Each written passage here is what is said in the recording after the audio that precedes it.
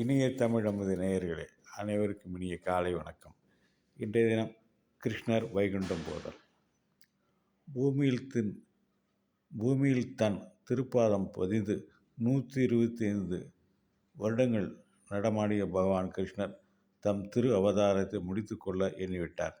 அதற்கேற்றாற்போல் பிரம்மருத்ர இந்திராதி தேவர்கள் வந்து கிருஷ்ணர் பூமியில் அவதரித்த நோக்கம் நிறைவேற்றிவிட்டதால் இனி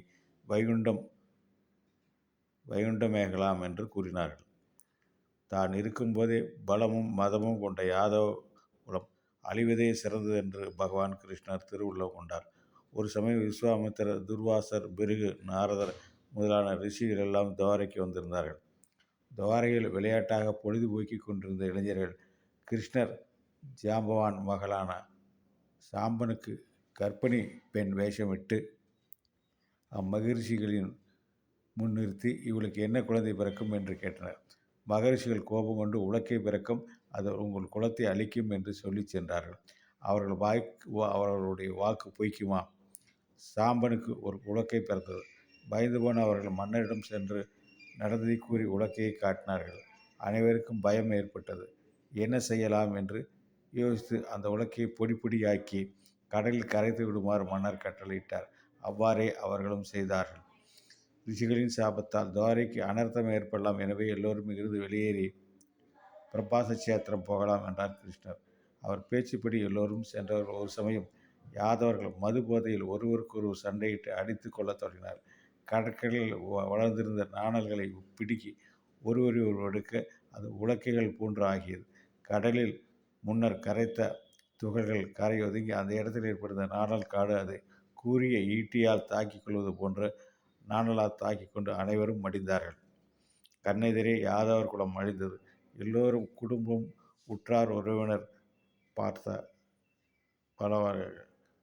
கண்ணெதிரே யாதவ குலம் அழிந்தது. எல்லோரும் குடும்பம், உற்றோர், உறவினர்களை பார்த்த பலராமன் தன் அம்சத்தை நினைவில் கொண்டு தியானித்து அமர்ந்து தன் உடலை விட்டு தன் உண்மையான சுரூபத்தில் போய் சேர்ந்தார். அதன் பிறகு கிருஷ்ணர் ஒரு அரச மரத்தடியில் அமர்ந்திருந்தார். ஒரு வேடன் தூரத்திலிருந்து அவரை பார்த்து யோக கோலத்தை ஒரு மிருகம் என்று நினைத்து அவர் கூறிய அம்பாள் அவர் மீது எய்தான். உலக்கையை பொடி பொடியாக்கிய கரைத்த போது ஒரு துண்டு பொடியாகாமல் இருந்தது. அதை ஒரு மீன் விழுங்கியது. மீனை பிடித்த மீனவன் அதன் வயிற்றிலிருந்து அந்த இரும்பு துகளை தூக்கி எறிந்தான். அது ஒரு வேடன் கையில் சிக்கியது. அவன் தன் அம்பில் கூறிய நுனியாக அந்த துகளை பொருத்தி கொண்டான். அந்த வேடனை இப்போது அம்பாள் கிருஷ்ணரின் திருப்பாதத்தில் அடித்தான். பிறகு அருகில் வந்து பார்த்தவன் பதறிப்போய் பகவானின் காலில் விழுந்து கதறி அழுதான்.